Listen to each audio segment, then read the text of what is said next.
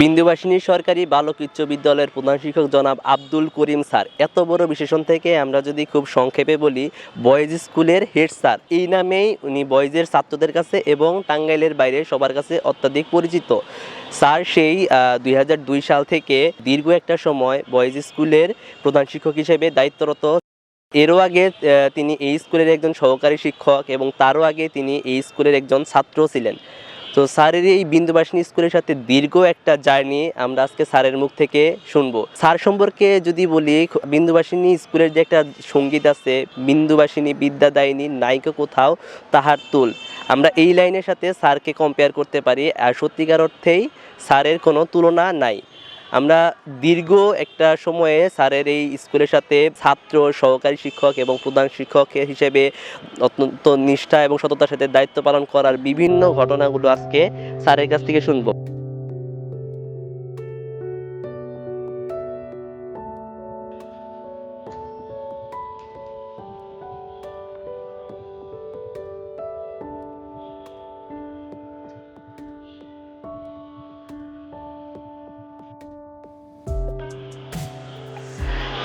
Sir, আপনি সেই 2002 সাল থেকে আমাদের স্কুলের হেড স্যার হিসেবে ছিলেন। তারও আগে আপনি স্কুলের সহকারী শিক্ষক এবং তারও আগে স্কুলের ছাত্র হিসেবে ছিলেন। স্যার, এই দীর্ঘ একটা সময় আপনার এই স্কুলের সাথে যে যাত্রা, এই গল্পগুলো স্যার আমাদের ছোট ছোট করে আজকে একটু বলবেন স্যার। বিসমিল্লাহির রহমানির রহিম। হ্যাঁ, এটা সত্যি যে আমি দীর্ঘ সময় এই স্কুলে প্রধান শিক্ষক হিসেবে কর্মরত আছি। এর আগে আরও বিশেষভাবে উল্লেখযোগ্য যে আমি এই স্কুলের ছাত্র ছিলাম, এই স্কুলের সরকারি শিক্ষক ছিলাম, আর প্রধান শিক্ষক দুইবার, এই সময়ের মধ্যে প্রধান শিক্ষক দুইবার ছিলাম। তো আমি প্রথমে প্রাইমারি স্কুল সম্পন্ন করে আমার নিজের গ্রামের স্কুলে 1975 সনে, এরপর 1976 সনে বিন্দুবাসিনী সরকারি বালক উচ্চ বিদ্যালয় টাঙ্গাইলে ষষ্ঠ শ্রেণীতে ভর্তি হই। ষষ্ঠ শ্রেণীতে ভর্তি হয়ে দীর্ঘ 5 বছর লেখাপড়া করে 1981 সনে এসএসসি পরীক্ষা দিয়ে পাশ করি। তো এরপরে শিক্ষা জীবন মোটামুটি শেষ করে যখন প্রথম সরকারি চাকরি সহকারী শিক্ষক হিসেবে বিন্দুবাসিনী স্কুলে যোগদান নিয়োগপত্র পাই, নিয়োগপত্র পেয়ে প্রথমে বিন্দুবাসিনী স্কুলে যোগদান করি। তো এখানে আমাকে নিয়োগ দেওয়া হয় সহকারী শিক্ষক হিসেবে 1991 মে মাস থেকে শুরু করে 1997 সনের মে মাসের 10 তারিখ পর্যন্ত এখানে কর্মরত ছিলাম। এরপরে গভর্নমেন্ট ল্যাবরেটরি হাই স্কুলে যাই। গভর্নমেন্ট ল্যাবরেটরি স্কুল থেকে প্রমোশন পেয়ে সরাসরি প্রধান শিক্ষক হিসেবে নিয়োগ পেয়ে প্রথমে ময়মনসিংহ জেলার নান্দাইল উপজেলার চণ্ডীবাসা সরকারি উচ্চ বিদ্যালয়ে প্রধান শিক্ষক হিসেবে দায়িত্ব পালন করি। সেখানে 3 বছর দায়িত্ব পালন করে এরপর কিশোরগঞ্জ সরকারি বালক উচ্চ বিদ্যালয়ে প্রধান শিক্ষক হিসেবে নিয়োগ প্রদান করা হয়। কিশোরগঞ্জ সরকারি বালক উচ্চ বিদ্যালয়ে আমি 1 বছর ছিলাম। তারপরে বিন্দুবাসিনী সরকারি বালক উচ্চ বিদ্যালয়ে প্রধান শিক্ষক হিসেবে 2002 সনের আগস্ট মাসে বদলি করা হয়। তারপরে আমি এখানে যোগদান করি 2002 সনের 26 আগস্ট থেকে 2003 সনের 11 ডিসেম্বর পর্যন্ত আমি এখানে ছিলাম। এরপরে আবার বদলি করা হয় জেলা শিক্ষা অফিসার হিসেবে নেত্রকোনা জেলায়। সেখানে দায়িত্ব পালন করে আবার পুনরায় চলে আসি 2004-এর 15 আগস্ট। তো এই স্কুলে প্রতিটি বিষয় আমার জানা এখন, যেহেতু আমি এখানে ছাত্র ছিলাম। আর 1976 সন থেকে শুরু করে 2021 এই লম্বা 46 বছর 47 বছর সময় আমি বিন্দুবাসিনী স্কুল সম্পর্কে সরাসরি জানার সুযোগ হয়েছে। তো প্রথম যখন আপনি মানে ছাত্র থেকে পাশ করে যখন প্রথম মানে এই স্কুলে আবার শিক্ষক হিসেবে জয়েন করলেন, সেই মুহূর্তে স্যার আপনার অনুভূতি কেমন ছিল, বা আপনি চিন্তা করছিলেন কিনা যে এই স্কুলেই শিক্ষক হিসেবে জয়েন করতে পারবেন, এরকম কোনো চিন্তা তখন আসছিল স্যার? হ্যাঁ, এটা প্রিয় অলি, তুমি খুবই ভালো কথা বলেছ। তো আমি যখন বিদ্যাবাসী স্কুলে লেখাপড়া করি তখন স্যারদের অনুসরণ করতাম। তো যখন এখান থেকে পাশ করে যাই, এইচএসসি পাশ করি, বিএ পাশ করি, ঢাকা ইউনিভার্সিটি ভর্তি হই, তখন আমার একটা স্বপ্ন ছিল যে আমি যদি শিক্ষক হইতাম এবং সেই শিক্ষকটা বিন্দুবাসিনী স্কুলের, এরকম একটা ভিতরের স্বাদ ছিল, স্বপ্ন ছিল। তো এই স্বপ্নটা 1991 সনে মে মাসের এটা পূরণ হয়। তো আল্লাহর রহমতে, আল্লাহর অশেষ রহমতে আমি সহকারী শিক্ষক হিসেবে সরকারি হাই স্কুলে নিয়োগ পাই এবং সেটা প্রদান করা হয় বিন্দুবাসিনী সরকারি বালিকা উচ্চ বিদ্যালয় টাঙ্গাইলে, প্রথম চাকরি।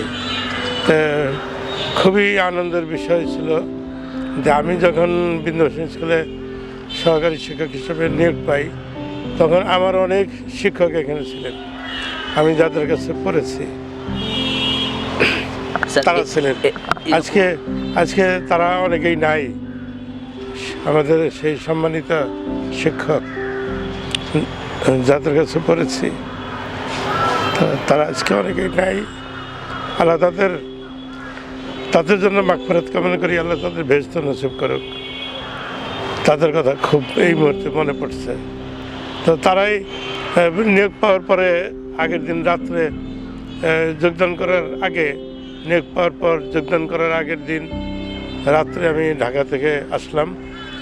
এসেই আমার একজন প্রিয় শিক্ষক জনাব এস এম নুরুল আমিন, তার সাথে দেখা করি। তিনি আমাকে বললেন যে তুমি আগামীকাল সকাল 8টায় স্কুলে আসবা, হেড স্যার ওই সময় থাকবেন, তোমাকে যোগদান করে দিব। তো এবার আমি স্যারের কথা মতো সকাল 8টায় স্কুলে আসি। 1991 সনের 22 মে সকাল 8টায় স্কুলে আসি। স্যার, হেড স্যারের সাথে তখনকার প্রধান শিক্ষক জনাব নুরুজ্জামান, তার সাথে পরিচয় করিয়ে দিলেন। উনি নুরুজ্জামান স্যারও বেঁচে নেই, গত বছর উনি ইন্তেকাল করেছেন। আর জনাব এস এম নুরুল আমিন স্যারও বেঁচে নেই, তিনি ইন্তেকাল করেছেন। তো তাদের কথা খুবই মনে পড়ছে এই মুহূর্তে।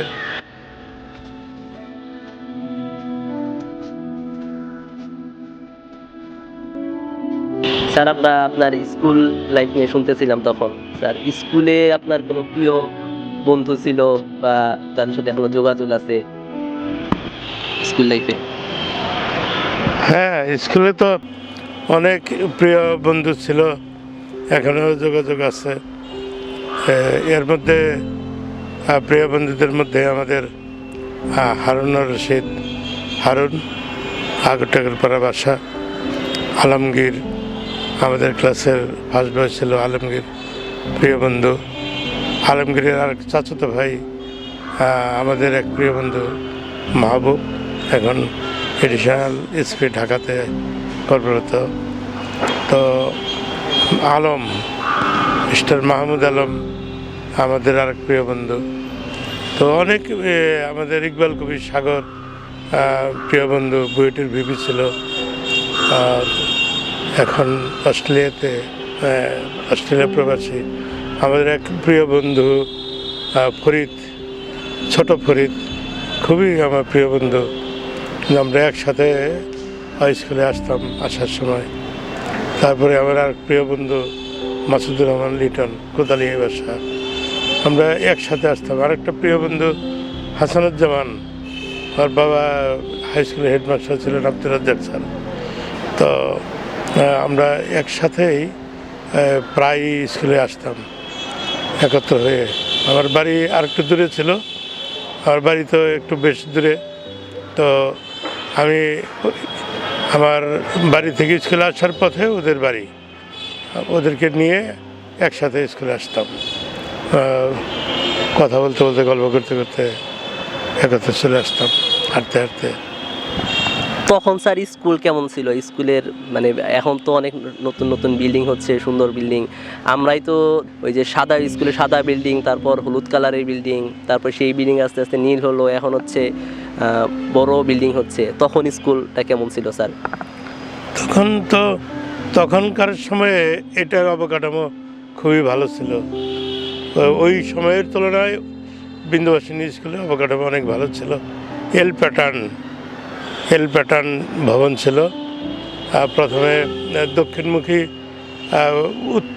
পূর্ব পশ্চিম বরাবর, স্কুলের উত্তর পাশে পূর্ব পশ্চিম বরাবর ভবন, আর ওইটার সাথেই যুক্ত করে উত্তর দক্ষিণ বরাবর আরেকটা ভবন। দুইটা ভবন একত্র করার কারণে বাইরে থেকে এল সিস্টেম ভবন মনে হতো। অনেক বড় ভবন ছিল ওইটাতে, যদিও একতলা। সেই বিল্ডিং খুব সম্ভবত 1940 থেকে শুরু করে 1960 এরকম সময়ে তৈরি করা হয়েছিল। স্যার, আমরা আপনার প্রিয় বন্ধুদের কথা শুনলাম, তো আপনি তো স্যার অনেকেরই প্রিয় শিক্ষক। আপনার প্রিয় শিক্ষক স্যার কে ছিলেন? এটা তো আসলে স্কুল জীবনের শিক্ষক যারা প্রায় সবাই প্রিয়, আমার প্রিয় শিক্ষক ছিলেন, সম্মানিত শিক্ষক ছিলেন।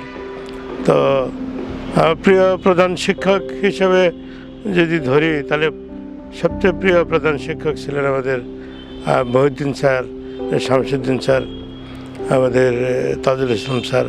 ওনার বেশি প্রিয় প্রধান শিক্ষক ছিলেন আমাদের। এরপরে প্রিয় শিক্ষকদের মধ্যে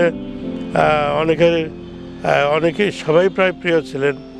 এর মধ্যে আমার সম্মানিত শ্রেণী শিক্ষক ছিলেন আমার ষষ্ঠ শ্রেণীতে বাবু পৃথ্বীচন্দ্র মুন্সী, তিনি প্রিয় শিক্ষক ছিলেন।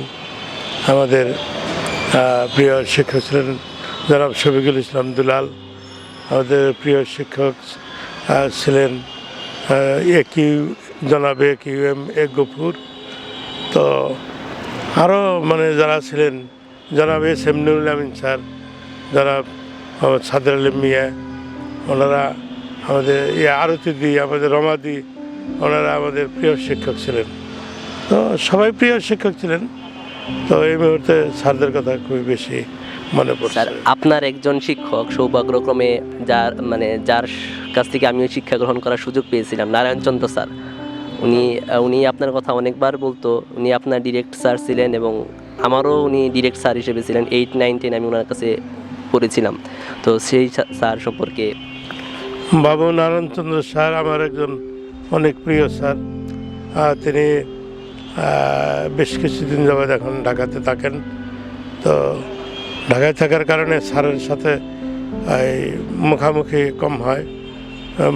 কম হয়, তো কিন্তু ফোনে যোগাযোগ হয়। তো স্যার খুবই ভালো মানের একজন মানুষ এবং বেশ খোঁজখবর নেন। তো বাবু নারায়ণচন্দ্র স্যারের কথা বলতে গিয়ে স্যারের আরেকজন বন্ধু, আমাদের প্রিয় শিক্ষক সুধীরবাবু স্যারের কথাও মনে পড়ছে, তিনি বেঁচে আছেন। স্যার, আরেকটা জিনিস যেটা হচ্ছে, আপনি হেড স্যার হওয়ার পরে অনেকেই স্কুলে যারা শিক্ষক হিসেবে ছিলেন আমরাও পেয়েছি, এর মধ্যে অনেকে মারা গিয়েছেন স্যার। যেমন বিশেষভাবে যদি আমি বলি মতিন স্যারকে আমরা যেভাবে পেয়েছিলাম, আপনার সাথেও ছিল ঘনিষ্ঠতা। স্যারও খুব অল্প বয়সে আমাদের ছেড়ে চলে গেলেন স্যার।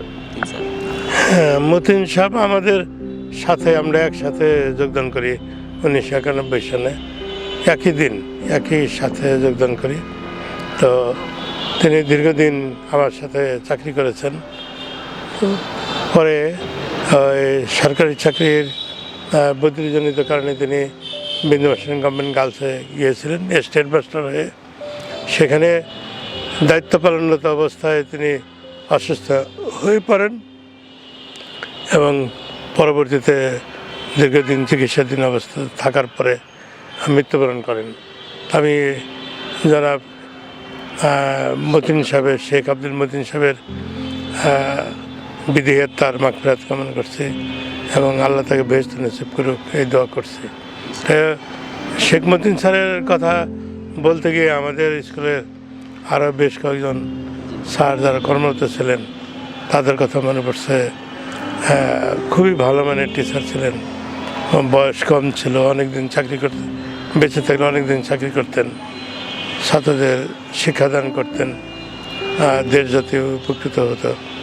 আমাদের জনাব মোহাম্মদ আতিকুর রহমান প্রগতি শিফটের একজন শিক্ষক জনাব মোহাম্মদ জহুরুল ইসলাম, ওনারা ইন্তেকাল করেছেন। তাদের কথা খুব মনে পড়ছে। আনন্দবাবু স্যার, আমার স্যার, তিনি পরলোক গমন করেছেন।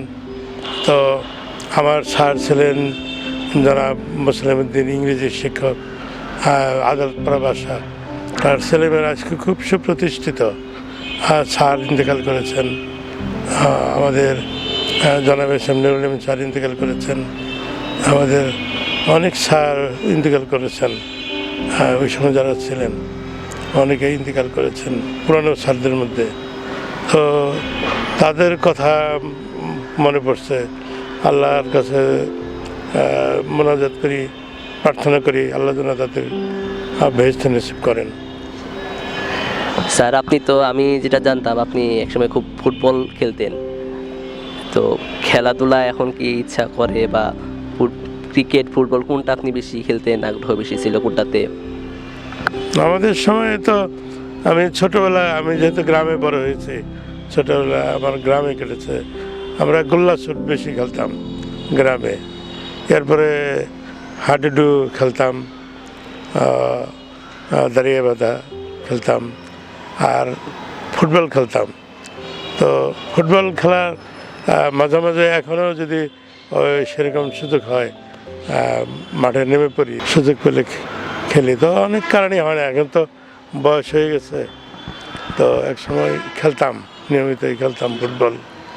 তো এখন আমি তো ওই যে আগে একটা মুকুল যে বেরোইতে স্কুল থেকে, ওই জায়গায় সম্ভবত আপনি হাফ প্যান্ট পরা, জার্সি পরা, এরকম একটা ছবি দেখছিলাম স্যার, যখন আপনি সহকারী শিক্ষক হিসেবে ছিলেন। থাকতে পারে। হ্যাঁ, খেলতাম আর কি। তখন তো ওই জার্সি পরে, হাফ প্যান্ট পরে খেলোয়াড়ি পোশাক পরেই মাঠে নামতাম। এখন যদি স্যার এরকম আবার সুযোগ হয় কখনো? এখন সুযোগ এরকম সম্ভাবনা কম, কারণ এখন তো খেলতে পারবো, কিন্তু হয়তো আগের মতো তো এরকম না। একটু শখের বশবর্তী হয়তো খেলতে পারবো, আর সাধারণ পোশাক পরে হয়তো খেলতে পারবো। সেই জার্সি পরে এখন খেলার ওইরকম সুযোগ নাই এখন। একটা জিনিস জানতে চাচ্ছিলাম যে আপনি যদি শিক্ষক না হতেন তাহলে মানে কি হওয়ার ইচ্ছা ছিল আপনার? নাকি আপনার প্রথম থেকে শিক্ষক হওয়ার ইচ্ছা ছিল স্যার? না, এটা হলো যে স্থির করতে পারি নাই প্রথম দিকে যে আমি কী হব। প্রথম দিকে এতটা মনস্থির করতে পারি নাই। তো একবার হয়তো ভেবেছি ইঞ্জিনিয়ার হব, আবার হয়তো ভেবেছি যে বিশ্ববিদ্যালয়ে পড়ব, এরকম একটা ছিল। তো যা হোক, বিশ্ববিদ্যালয়ে পড়া হয়েছে, ঢাকা বিশ্ববিদ্যালয়ে। তো আর ওই শিক্ষকতা পছন্দ ছিল আমার, শিক্ষকতা করব এই জন্য প্রথম থেকেই পছন্দ ছিল। আমি সরকারি হাই স্কুলের শিক্ষকতা শুরু করার আগে আমি বিজেএমসি স্কুলে চাকরি করেছি। এমনি বেসরকারি হাই স্কুলে কিছুদিন এমনি পাঠদানও করেছি, পড়িয়েছি। যখনই সুযোগ পেয়েছি তখনই তাদের পড়িয়েছি। তো শিক্ষকতার দিকে ঝোঁকটা বেশি ছিল। হলো শিক্ষকতার আগে যে বিষয়গুলো ছিল এখনও অনেকটা কমে গেছে। বেতনাদি ওই স্ট্রাকচার অনুসারে বেড়েছে, এটা ঠিক, কিন্তু শিক্ষকদের জন্য আরও সুযোগ সুবিধা দরকার। স্বতন্ত্র বেতন স্কেল, বেশি বেতন, আরও উচ্চ শিক্ষিত কোয়ালিফাইড লোকজনকে শিক্ষকতা করার সুযোগ দিলে তাহলে আরও যাতে বেশি উপকৃত হতো। স্যার, এই দীর্ঘ ক্যারিয়ারে আপনার মানে এমন কোনো ছাত্রের কথা বিশেষভাবে মনে আছে, বা কোনো বিশেষ ব্যাচের কথা মানে হয়তো কোনো বিশেষ কারণে মনে পড়ে? অনেক ছাত্রের কথা মনে পড়ে। অনেক সময় পার করেছি। তো তোমার কথাও খুব মনে পড়ে। তুমি তোমাদের বেশে একটা ছেলে, ওই যে আমাদের রাশেদ নামে একটা ছেলে আছে, ইউনিভার্সিটি পড়ে। তোমাদের বেশে তো অনেক ছেলেরা ভালো রেজাল্ট করেছিল, তো এই যে রানার কথা মনে পড়ে, তো আকিব ইবনে জাহিদ, ওদের কথা মনে পড়ে। হ্যাঁ, ওদের কথা, অনেকের কথা মনে পড়ে, অনেকের সাথে দেখা হয়। আমাদের ব্যাচ ছাড়া স্যার অন্য আমরা 2016 সালে প্রতি ব্যাচেই 10 জন 20 জন উল্লেখযোগ্য ছাত্র থাকেই। তো খুবই উল্লেখযোগ্য একজন ছাত্র 2016 ব্যাচের মইনুল হোসেন রাতুল, সে খুবই ভালো অলরাউন্ডার একটা ছেলে ছিল। বিপরীতভাবে যদি আমরা চিন্তা করি যে এই দীর্ঘ কেরিয়ার স্যার আপনার এই স্কুলের সাথে, এর মধ্যে এমন কেউ কি আছে যে যার উপর আপনার রাগ ছিল, বা কোনো ছাত্র আপনি তার কোনো আচরণে আপনি কষ্ট পেয়েছিলেন, এরকম কেউ কি স্যার আছে?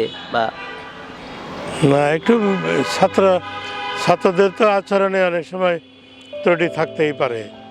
তা আমি প্রধান শিক্ষক, তো ওগুলো ভুলে গিয়েছি, মানে রাগও হয়তো করেছি, আবার হয়তো ওই ভুলেও গিয়েছি সাথে সাথে, ওগুলো তো মনে রাখি নাই, যে এখন মনে নাই কারোর কথা যে আমি রাগ করেছি, তার ব্যবহারে কষ্ট পেয়েছি, এরকম কিছু মনে নেই।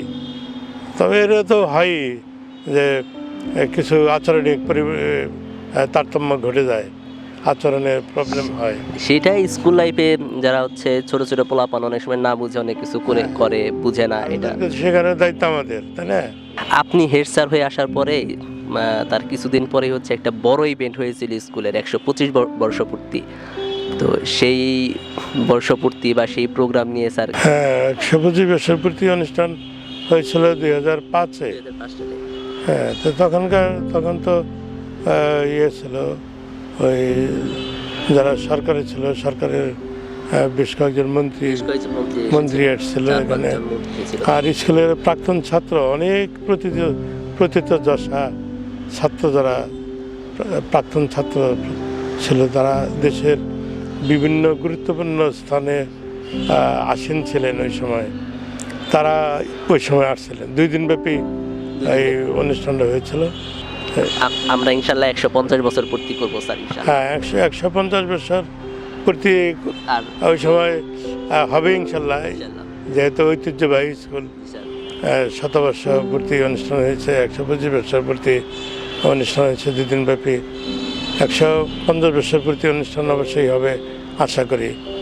তো হয়তো আমি বেঁচে থাকবো কিনা, যদি বেঁচে থাকি অবশ্যই আপনাকে মানে ওই পর্যন্ত পাই, তাহলে অবশ্যই অংশগ্রহণ করব অবশ্যই, এবং অনেক মজাও হবে, আনন্দ ভাগাভাগি করতে পারবো। স্যার আপনাকে যে আপনার যে যারা ছাত্র আছে, তারা হয়তো বা অনেকেই আপনার সামনে এসে বলতে পারে না বা ভয় পায় আপনাকে দেখে, কিন্তু আপনাকে যে কতটুকু তারা শ্রদ্ধা করে, ভালোবাসে স্যার, এটা কি স্যার আপনি জানেন বা বুঝছেন? এটা তো আমাদের তো ওরকমই ইচ্ছা যে ছাত্ররা আমাদেরকে ভয় পাবে, আর ভয়ের মাঝে ভালোবাসার মাঝে আলাদা একটা শ্রদ্ধা থাকবে, সেটা তো আশা করি। তো ছাত্র ভয় পায়, আবার অনেক সময় ছাত্র কাছেও আসে, কথা বলে, কথা শুনি। তো ভয় থাকাও ভালো, আবার ভালোবাসা অবশ্যই থাকতে হবে, সংমিশ্রণ। এত এই ভালোবাসার মাঝে স্যার কোনো অপ্রাপ্তি আছে এতদিন পরে এসে, এরকম মনে হয়েছে কখনো স্যার? না, ছাত্র অভিভাবক শিক্ষক এদের মধ্যে থেকে কোনো অপ্রাপ্তি নেই। এদের ছাড়া অপ্রাপ্তি, যে বিন্দুবাসিনী স্কুলটাকে আরো একটু সাজানোর ইচ্ছা ছিল, যে ধীরে মানে মোটামুটি অনেক দূর এগিয়েছি আমরা গোছানোর ব্যাপারে, স্কুলটা সুন্দর করার কাজ আমরা করেছি। তো আরও একটু ইচ্ছা ছিল যে আরও কিছু করব। আর আমি তো স্কুলের প্রাক্তন ছাত্র, অনেকগুলো সম্পর্ক, আমি স্কুলের প্রাক্তন ছাত্র, স্কুলের শিক্ষক, টাঙ্গাইলের অধিবাসী, বাংলাদেশের একজন নাগরিক। তো এই প্রধান শিক্ষক দুইবার প্রধান শিক্ষক, সব মিলে আমার স্কুলের প্রতি আলাদা একটা টান আছে। হ্যাঁ, এই রেকর্ডটা মনে হয় না স্যার কেউ ভাঙতে পারবে, ছাত্র, সহকারী শিক্ষক, আবার প্রধান শিক্ষক হয়ে এত বছর। এটা বলা যায় না যে কার কে কতটুকু সুযোগ পাবে, ভবিষ্যতে এটা নির্ধারণ হবে, এটা বলা যায় না। তবে মানুষ পাক, যারা আমাদের স্কুলের ছাত্র স্কুলের শিক্ষক হয়ে আসবে, তারা যেন প্রধান শিক্ষক হতে পারে, অনেকদিন কাজ করতে সুযোগ পায়, এটা তো চাই, মনে প্রাণে চাই, যেটা যেন ভবিষ্যতে তারা সুযোগ পায়। টোটাল স্কুল নিয়ে আপনার কোনো মজার স্মৃতি আছে যেগুলো আপনি আপনার ছাত্রদের সাথে শেয়ার করতে চান? মজার স্মৃতি স্যার অনেক আছে, তাও স্পেশালভাবে যদি কোনোটা মনে পড়ে। হ্যাঁ, মজার স্মৃতি তো আমরা আছে। আমাদের স্কুলের প্রতিষ্ঠা বার্ষিকী প্রতি বছর এপ্রিল মাসের 3 তারিখ। তা আমরা বেশ কয়েক বছর যাবৎ এপ্রিল মাসের 3 তারিখ আমরা প্রতিষ্ঠা বার্ষিকীতে আমরা বড় অনুষ্ঠান করতে পারি নাই। আমরা ঘরোয়াভাবে আমরা ওই দিনটা মজা করেছি, কয়েক বছর যাবৎ এটা করেছি আমরা। যে প্রভাতে শিফট, দিবা শিফট, 2টা শিফট আছে। 2 শিফটের মধ্যে হাডুডু খেলা, কাবাডি খেলা, ফুটবল, প্রীতি ফুটবল ম্যাচ, তারপর শিক্ষকদের প্রীতি ফুটবল ম্যাচ, ইত্যাদি ইত্যাদি অনুষ্ঠানের আয়োজনে চিত্রাঙ্কন প্রতিযোগিতা, কুইজ প্রতিযোগিতা, এগুলো আমরা আয়োজন করেছি। আয়োজন করে সারাদিনটা আমরা ছাত্র শিক্ষক সবাই মিলে উপভোগ করেছি।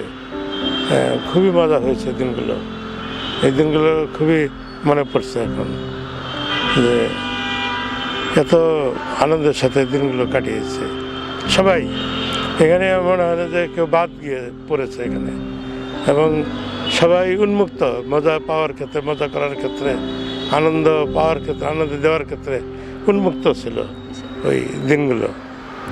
প্রতিষ্ঠা বার্ষিকীর দিনগুলো আমরা উদযাপন করেছি, তো এটা খুবই ভালো লাগছে।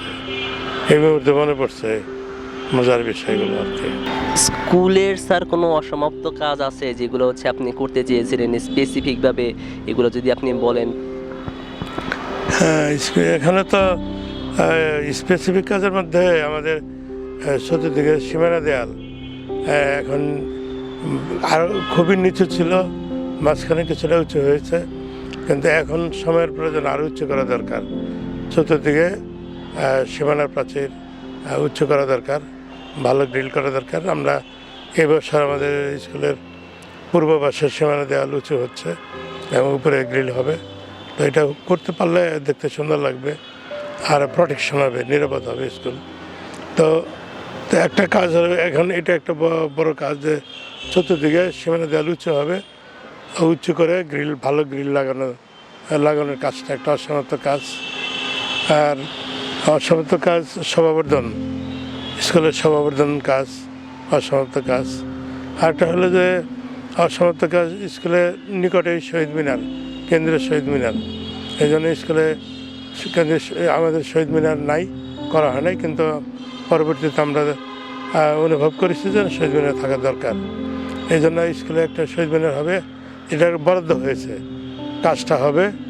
তো এটা হলে মানে একটা এই অংশটা পূর্ণ হবে। এখন মূলত সমস্ত আর ড্রেন, আমাদের পৌরসভার ভিতর দিয়ে পৌরসভার একটা মেন ড্রেন, বড় একটা ড্রেন চলে গেছে। এটা পৌরসভায় ঢাকনা দেওয়ার কথা, কিন্তু বহুবার বলার পর ওনারা ঢাকনা দিচ্ছে না, দিচ্ছে না। তো এই ঢাকনাটা খুবই দরকার, এটা একটা অসমাপ্ত কাজ। তো নতুন মেয়র হলো আমাদের টাঙ্গাইলে, তো আমরা এইটা আশা করতে পারি ওনার কাছ থেকে, যদি উনি ভিডিওটা দেখেন কোনোভাবে। হ্যাঁ, আমরা ওনাকে উনি জানেন কিছুটা। ওই সীমানা দেয়াল, পশ্চিম পাশের সীমানা দেয়ালটা পৌরসভা ড্রেন করতে গিয়ে এটা ভেঙে ফেলেছে, এবং কিছু ইট রেখার সব জিনিসপত্র ওনারা হয়তো নিয়ে গিয়ে অন্য কোনো কাজে লেগে গেছে। তো ওনারা করে দেবেন এটা বলছেন। এইটা সীমানা দেয়ালটা পশ্চিম পাশের প্রায় 270 ফুট, সীমানা 10 ফুট উঁচু, 270 ফুট লম্বা, RCC সীমানা দেয়াল, এটা করে দিবেন। আগের মেয়র বলছেন, বর্তমান মেয়রের সামনে, তো ওনারা উনি স্বীকার করেছেন। তো এখন দেখা যাক সেটা উনি নতুন মেয়র দায়িত্ব নেওয়ার পরে, মেয়র হিসেবে দায়িত্ব নেওয়ার পরে এটা হয়তো উনি করে দিবেন আশা করি। আর ড্রেনের উপর ঢাকনা, এটা আমাদের দীর্ঘদিনের আমাদের আবেদন করা আছে, বহুবার আমি আবেদন করেছি, জেলা প্রশাসক মহোদয়ের পক্ষ থেকে আবেদন করা হয়েছে এই ড্রেনের উপরে ঢাকনা দেওয়ার জন্য। এরপরে অনেকবারই মুখে অনুরোধ করা হয়েছে, এখনও হয় নাই। তো আশা করি উনি দায়িত্ব নেওয়ার পরে উনি আন্তরিক হয়ে এই ঢাকনা করে দেবেন। ওনার কাছে এটা আমাদের চাহিদা থাকবে, চাওয়ার থাকবে। আমার আরেকটা অসমাপ্ত কাজ আছে, সেটা হলো যে স্কুলের সীমানা দেয়ালের বাইরের অংশ সুন্দর করে এই রং করে আমরা বিভিন্ন বাণী লিখব, হ্যাঁ, শিক্ষণীয় বাণী, যেগুলো যে কোনো বয়সের মানুষ ওইটা দেখবে এবং তার শেখার কিছু থাকবে। ওইটা দেখলে, অনুসরণ করলে হয়তো কিছুটা উপকার হবে তার। শিক্ষণীয় বাণী আমরা এই করার একটা ইচ্ছা ছিল আমার। স্কুলের চতুর্দিকে সীমানা দেয়ালের বাইরে আমরা শিক্ষণীয় বাণীগুলো করব। তো এই জন্য মানুষের সহযোগিতা দরকার। যে বাণী আমরা লিখলাম, পূর্ববাসে লেখা হয়েছে, কয়েকবারই লেখা হয়েছে, কিন্তু এগুলো আবার পোস্টার লাগে, বিভিন্ন কিছু লিখে ওটা নষ্ট করে ফেলে। এই জন্য টাঙ্গাইলবাসীর সহযোগিতা দরকার, যে যাতে এই বাণীগুলো লেখা থাকে, ওটার উপরে পোস্টার লাগানো না হয়, লেখা না হয়, নোংরা করে না হয়, তাহলে এটা টেকসই হবে এবং এটা দৃষ্টিনন্দন হবে। এই যে একটা বড় শিক্ষা প্রতিষ্ঠান, এটা টাঙ্গাইলবাসীর গৌরবের বিষয় এবং দেশের জাতীয় সম্পদ এবং তার সঠিক ব্যবহার, এগুলো মনে রেখে মানুষ যদি এই বিষয়টা চিন্তা করে, অনুধাবন করে, তাহলে এটা ঠিক থাকবে। এটা আমার একটা অসমাপ্ত কাজ, চতুর্দিকে পানি লেখার কাজ। আপনার ছাত্রদের উদ্দেশ্যে কিছু শুনতে চাচ্ছিলাম স্যার। আমাদের ছাত্রদের প্রতি আমার কথা হলো যে ছাত্রদের প্রতি আমার অনেক ভালোবাসা, আর ভালোবাসার পাশাপাশি তাদের কাছে তাদের পরামর্শ যে ছাত্রদের নিয়মিত অধ্যয়ন করতে হবে, ভালোভাবে লেখাপড়া করতে হবে, লেখাপড়া মানে লিখতে হবে, পড়তে হবে, পড়ার বিকল্প নেই। আমি মানে এক কথা যদি বলি, তাহলে আমি বলবো যে পড়া এবং পড়াও, নিজের জীবন গড়াও। আশা করি আপনার ছাত্র যারা এই ভিডিও দেখবে, তারা আপনার এই আদেশগুলো, উপদেশগুলো খুব যথাযথভাবে তারা পালন করবে, এটাই আশা করি।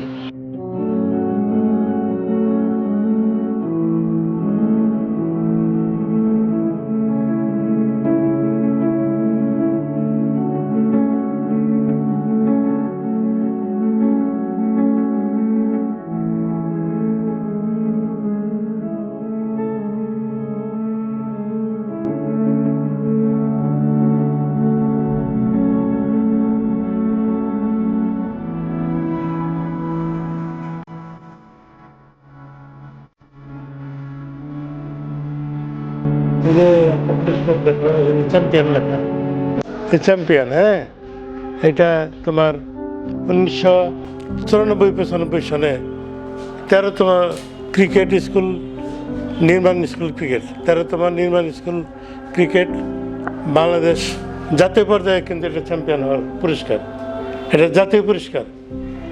এই যেটা 1995 সনে, 94-95 সনের তোমার নির্মাণ স্কুল ক্রিকেট জাতীয় পুরস্কার, জাতীয়ভাবে চ্যাম্পিয়ন বিন্দু স্কুল। এটা 1999 সনে, 1998-99 সনে তোমার 17তম জাতীয় স্কুল ক্রিকেট প্রতিযোগিতা, এটা জাতীয় চ্যাম্পিয়ন। হ্যাঁ, আমাদের জাতীয় খেলার 2টা জাতীয় পুরস্কার আছে ক্রিকেটে, একবার 95 সনে, একবার 2টাই ক্রিকেটে। হ্যাঁ, 2টাই ক্রিকেটে। হ্যাঁ, এরপরে আমাদের স্কুলে ভালো রেজাল্টের জন্য আমাদের পুরস্কার আসে। এই যে 2011 সনে আমরা 2011 সন ঢাকা বোর্ডে পঞ্চম স্থান অধিকার করে বিন্দুবাসিনী বয়েজ স্কুল। সরকারি স্কুলের মধ্যে সেবার প্রথম হয়েছিল। স্কুলে প্রথম, গভর্নমেন্ট স্কুলে ঢাকা বোর্ডে প্রথম, আর সব স্কুল মিলিয়ে আমরা পঞ্চম 2011-তে। এটা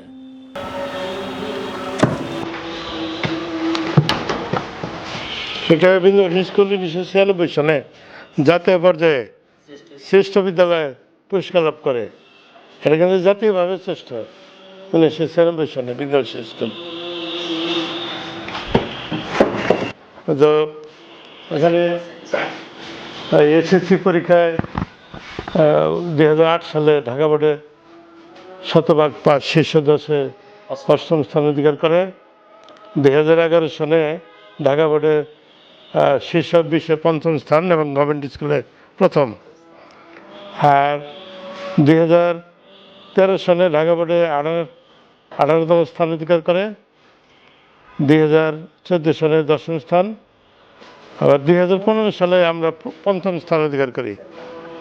আমি একটু এই জায়গায় অ্যাড করি স্যার, 2008 সালে যেবার প্রথম মানে ঢাকা বোর্ডে অষ্টম স্থান অর্জন করলো, এই রেজাল্টটা আপনি যখন আমাদেরকে দিচ্ছিলেন, আমি 8 ব্যাচের ছাত্র, তখন স্যার আপনার চোখে পানি আসতেছিল স্যার, প্রথমবার এরকম একটা রেজাল্টের স্যার।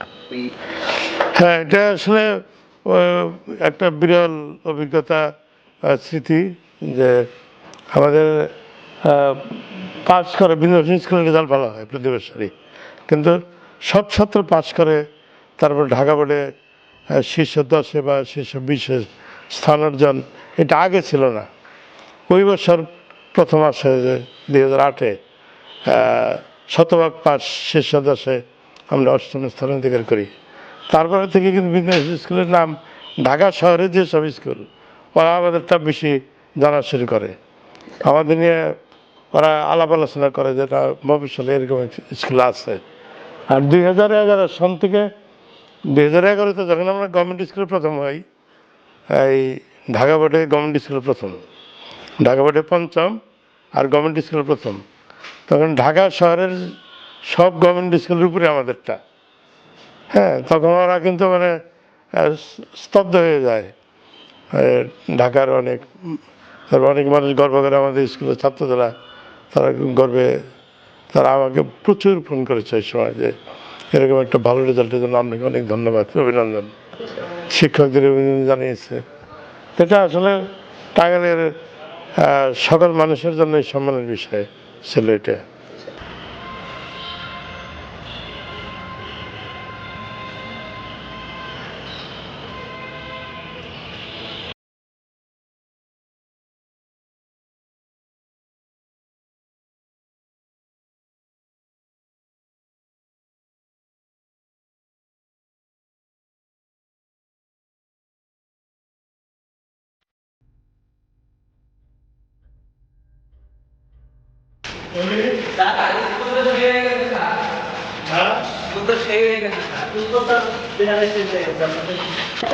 স্যার এই বিল্ডিং এ স্যার কি কি জিনিস হবে? এই ভবনের নাম হলো মাল্টিপারপাস ভবন, মাল্টিপারপাস ভবন। এখানে নানাবিধ কাজ হবে। নিচে হলো অডিটোরিয়াম, ছাত্রদের, ছাত্র শিক্ষক যৌথভাবে যে অনুষ্ঠানগুলো হয় ছাত্রদের নিয়ে, সেই অনুষ্ঠানগুলো করার জন্য অডিটোরিয়াম। তারপরে দোতলা হবে বইয়ের লাইব্রেরি, বঙ্গবন্ধু মুক্তিযুদ্ধ কর্নার, এরপরে এই কম্পিউটার ল্যাব, এগুলো আমরা এখানে দোতলায় করব। আর 3তলাতে হবে ক্লাসরুম, 3তলাতে। 4তলাতে হবে বিজ্ঞান ভবন। আমাদের 1তলা বিজ্ঞান ভবন, ওটা পুরনো হয়ে গেছে, ওটা এখন ব্যবহার অনুপযোগী, ওখান থেকে আমরা শিফট করে এই ভবনে নিয়ে আসবো। তো এইভাবে আমরা এই রুমটা, এই বিল্ডিংটা ব্যবহার করবো, এইভাবে মনস্থির করেছি। স্যার আপনাকে অনেক ধন্যবাদ স্যার, অনেকক্ষণ টাইম আমাদেরকে দিলেন। আপনার সুস্বাস্থ্য কামনা করতেছি স্যার, এবং অনেকক্ষণ টাইম দেওয়ার জন্য আপনার কাছ থেকে আজকে হিউজ প্রায় 47 বছরের মানে ইতিহাসের হয়তো অল্প কিছু আমরা জানতে পেরেছি, এই জন্য আমরা গর্বিত।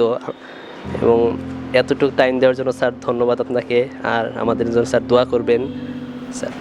হ্যাঁ, অনেক ধন্যবাদ যে তোমাদের সাথে এই 40 মিনিট মতো সময় কথা বলতে পারলাম, অতিবাহিত করতে পারলাম।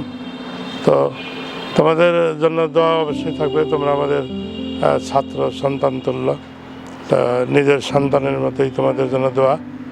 তোমরা ভবিষ্যতে অনেক বড় হও, দেশের জন্য কাজ করো, দেশপ্রেমিক হয়ে দেশের সেবা করো, বাংলাদেশকে বিশ্বের বুকে তোমরা বড় করো, প্রতিষ্ঠিত করো, মর্যাদার আসনে আসীন করার জন্য চেষ্টা করো।